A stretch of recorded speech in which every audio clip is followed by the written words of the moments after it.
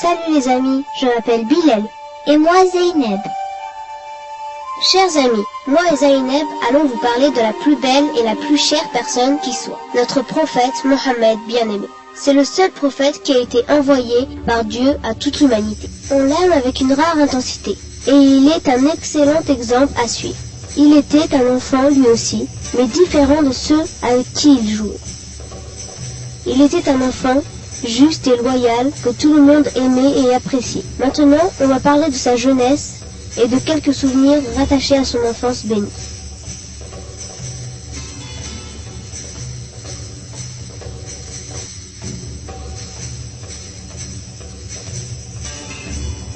Notre prophète avait une famille comme vous, mais il avait perdu son père avant même sa naissance. Il était donc orphelin. Avant sa naissance, annoncée depuis longtemps par Dieu, beaucoup d'événements extraordinaires eurent lieu.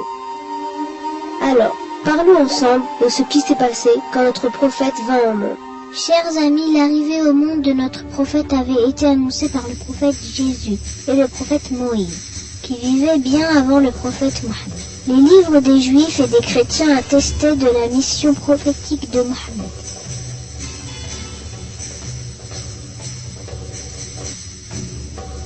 Les Juifs s'attendaient à un prophète issu des leurs. La nuit où notre prophète est né, les Juifs virent apparaître une nouvelle étoile dans le ciel. Une étoile qu'ils n'avaient jamais vue auparavant. Ils avaient compris que c'était l'étoile du prophète nouveau-né. Ils criaient sans cesse, « Cette nuit, l'étoile d'Ahmed est née !»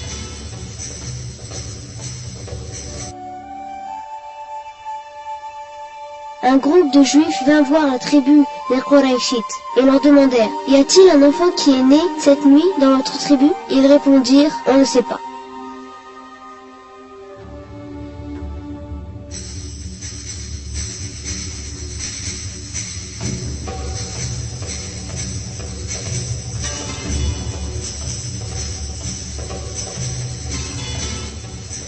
Chers amis, durant ces années, les gens adoraient les idoles qu'ils fabriquaient de bois et de pierre.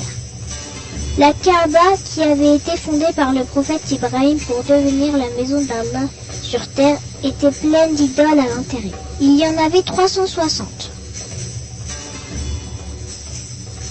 La nuit où notre prophète est né, toutes les idoles tombèrent à terre. Les gens qui venaient à la Kaaba pour les adorer étaient choqués de voir ces idoles qu'ils croyaient pourtant si puissantes et dont ils craignaient même la colère, gisant à terre impuissantes. Mais ils n'avaient pas renoncé à leur tort, et ils avaient persisté à adorer les idoles.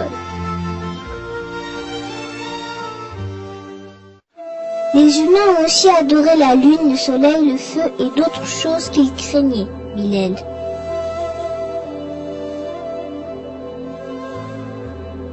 Oui Zeynep, il faut savoir pourtant que c'est Dieu qui a créé toutes ces choses. Il nous donne ce que l'on veut, mais les humains se courbent devant les pierres au lieu d'implorer l'aide d'Allah. Comme tu l'as dit, ils ont même adoré le soleil et la lune, alors qu'Allah, s'il le veut, pourrait faire perdre au soleil sa chaleur et à la lune sa lumière. Alors pour remettre les gens sur le droit chemin, notre prophète vint au monde.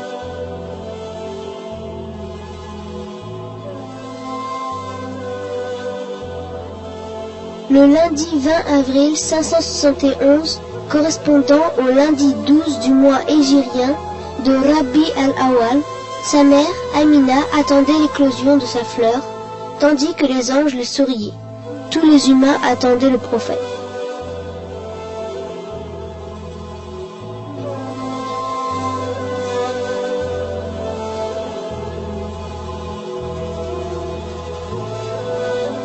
Le palais de l'empereur perse trembla quand le ciel fut illuminé par sa noble naissance. Le palais de l'empereur perse trembla tellement que les tours s'écroulèrent. D'autre part, le feu sacré du temple s'éteignit subitement.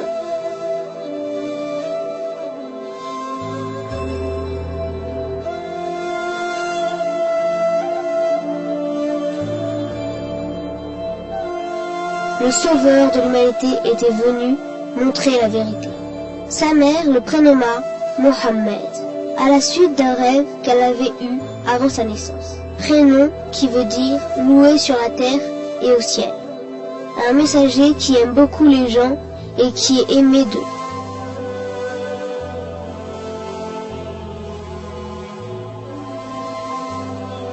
Ainsi, après avoir accouché de cet enfant, Amina, la mère du prophète, lui donna le nom de Mohammed. Les Mécois demandèrent à Abu Talib, grand-père du prophète, « Pourquoi avez-vous donné ce prénom de Mohammed pour votre petit-fils ?» Car, en vérité, il s'agit là d'un prénom qu'on n'a jamais entendu.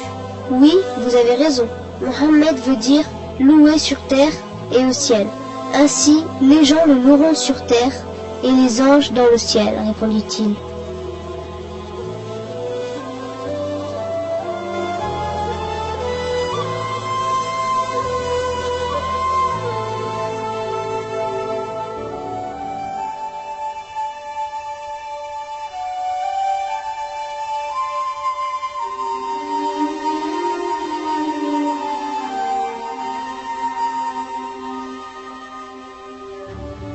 Notre prophète était pris en charge par une nourrice juste après sa naissance parce qu'en ce temps-là, les nouveau-nés étaient tous mis en nourrice pour qu'ils grandissent en bonne santé dans les villages bédouins. Les nourrices qui élevaient ces enfants recevaient un salaire en contrepartie de leur service. Elles venaient à la Mecque une fois par an. Ce jour-là, plusieurs femmes s'étaient mises en route vers la Mecque avec l'intention de trouver des bébés à élever. Il y avait parmi elles une femme appelée Halima. Elle et son mari étaient pauvres et cherchaient, en prenant en charge un bébé d'un riche Mécois, à améliorer leur niveau de vie. Mais ils arrivèrent tard à la Mecque, à cause de leurs ânes affaiblis. D'autres femmes y étaient déjà et avaient commencé à chercher des bébés. Mais le fait que notre prophète était orphelin avait éloigné ces nourrices qui cherchaient un bébé ayant des parents nus. Halima, qui avait mis beaucoup de retard avant d'arriver, ne trouva plus de bébés qui avaient des parents fortunés. Abdul Muttalib, le grand-père de notre prophète, lui avait demandé de prendre son petit-fils orphelin. Halima, en voyant ce petit bébé si beau, ne put refuser et s'attacha immédiatement à l'enfant comme si elle était sa mère. Ce bébé avait un visage tellement lumineux qu'il suffisait de le regarder pour l'aimer. Je vais le prendre et j'espère que Dieu nous comblera par égard pour cet enfant. Et ce jour-là, elle était devenue par une sage décision la nourrice du dernier prophète de l'humanité. Halima avait pris le bébé qu'elle aimait et s'était dirigée vers son village. Durant le chemin du retour, leur âne était soudainement devenu puissant et elle dépassa les femmes qui l'avaient pourtant devancée. Tu sais, Zaynab, un autre miracle se produisit. Halima et son mari avaient une chamelle qui ne donnait pas de lait à cause de son âge avancé.